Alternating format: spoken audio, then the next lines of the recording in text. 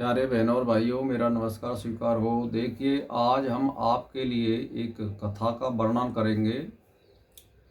तो ये वाल्मीकि रामायण में दिया हुआ है और ये 800 यानी कहने का मेरा मतलब ये 24 पृष्ठ से इसमें कहानी दे रखी है और ये 28 पृष्ठ तक चलती है। तो इसमें अगर मैं पूरी स्टोरी को बनाऊंगा तो मैं इसमें सार कहूँगा तो बहुत बड़ा वीडियो हो जाएगा। तो इसमें रामचंद्र जी जो है लक्ष्मण जी को आदेश देते हैं कि प्रजाजनों को देखिए, अगर कोई फरियाद लेके आया हो या शिकायत करके आया हो, हम दरबार में बैठे हुए हैं, उनकी फरियाद हम सुनेंगे।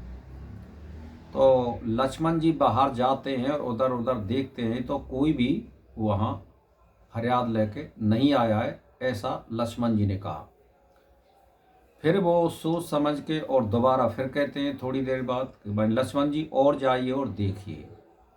तो फिर वो दोबारा जाते हैं तो उनको एक कुत्ता मिला। तो वो कुत्ता भौंक रहा था।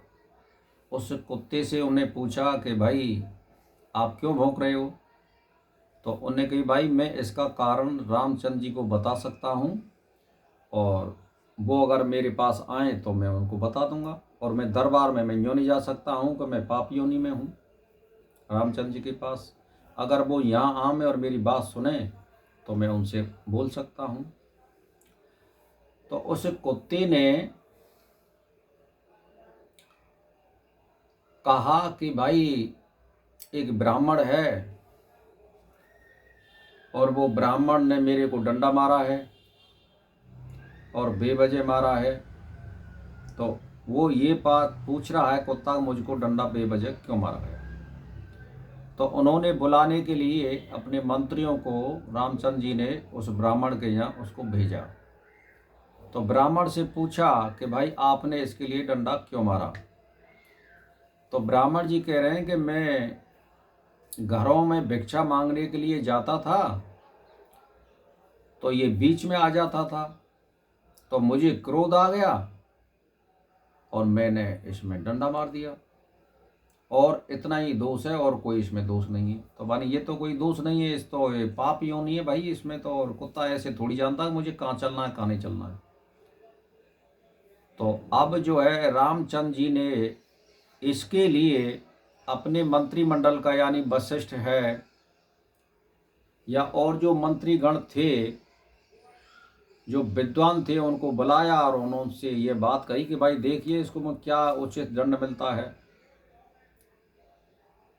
तो बहुत वे शिष्पंज में पड़ गए ऋषि मुनि और वशिष्ठ जी या जो सभागण थे वो कि भाई क्या दंड दें क्या नहीं दें, इस कुत्ता का तो कोई दोष नहीं है, इसमें पंडित का ही दोष बनता है। तो वो थोड़ा विचार करते हैं लेकिन दंड का वो निर्णय नहीं ले पाते हैं। तो उन्होंने यही कहा वानी भाई कुत्ता से पूछिए इसके लिए क्या दंड दें। तो फिर कुत्ता से पूछा कि भाई इसके लिए क्या दंड दें। तो कुत्ता ने कहा कि भाई महाराज मैं ज़्यादा तो जानता नहीं हूँ, पर इसके लिए आप मंदिर का पुजारी यानी मठाधीश बना दीजिए। तो मेरा कहने का मतलब ये है कि मठाधीश बना दिया उसको उनके कहने से। तो अब जनता ये कहने लगी कि भाई ये क्या दंड है भाई, ये तो उसको और मौज और सुख के लिए पद दे दिया, वो बिना कमाया हुआ खाएगा। तो रामचंद्र जी ने कहा कि भाई इस बात को वो कुत्ता भी जानता है और इस बात को मैं भी जानता हूँ, इसका मतलब कोई और होता है। मान के महाराज कृपा करके आप हमें ये बताइए रहस्य। तो रामचंद्र जी ने बताया कि जो है जो मनुष्य मंदिर का पुजारी या गौशाला का पुजारी या किसी संस्था का जिसमें चंदे का रुपया आता हो, अगर उसका कोई आदमी संचालक बनता है और उसमें से वो अपना पूरा खर्च चलाता है और अनाप शनाप उसमें से पैसे हड़पता है, उसके लिए यानी ब्राह्मण के बाद में, कहने का मेरा मतलब ये है, पुजारी का जन्म मिलेगा। बैठ गया दिमाग में? और पुजारी के बाद में फिर कुत्ता का जन्म मिलेगा।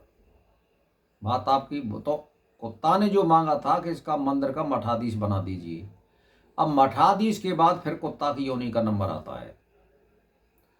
तो भाई और बहनों, मैं तो एक ही बात कहना चाहता हूँ, यहाँ आज से मंदिर से मत समझना, यहाँ आज से आप हराम के पैसे से समझना। यानी जैसे किसी संस्था में आप लगे हुए हैं और उसमें से धन हड़प रहे हैं, उसके लिए कुत्ता की योनि निर्धारित की गई है सभी ऋषि मुनियों ने। तो कहने का मतलब हराम का पैसा तो बहुत जगह से आता है। जैसे मान के चलिए सप्ताह वाले भी सप्ताह बांधते हैं, गौशाला के जो अध्यक्ष बने संचालक बनते हैं वो भी हराम का पैसा मारते हैं। हाँ, जो पैसा इनमें कमाते हैं नंबर 2 का और उगाई भी लेते हैं और अनाप शनाप जनता को मतलब वो परमार्थ में अगर पैसा खर्च करते हैं तो वो इस योनि से बच सकते हैं। नहीं, जब सत्य मानते हैं शास्त्र को तो भाई इसको भी मांगिए। और सप्ताह वाले से मेरा एक ही बात अनुरोध है, इसको जनता को बताइए आप क्या इसमें क्या लिखा हुआ है, वो भी तो इससे सचेत होगी, हराम के पैसे से बचेंगे वो। तो ये शिक्षाप्रद इसमें कहानी है, इसको सुनिए और विचार करिए और अपने मन को बदलिए। परमार्थ में पैसा खर्च करिए, हराम का पैसा कहीं से मत लीजिए, चाहे आप किसी भी पद पर हो। यहाँ कहने का मतलब ये है, बेकमाई के पैसे से अर्थ है, मठाधीश और गौशाला का संचालक से इसमें मतलब नहीं है, वो हराम के पैसे से मतलब है। तो भाई और बहनों, समझिए और सोचिए हमें क्या करना चाहिए। इसी के साथ मेरा नमस्कार स्वीकारो।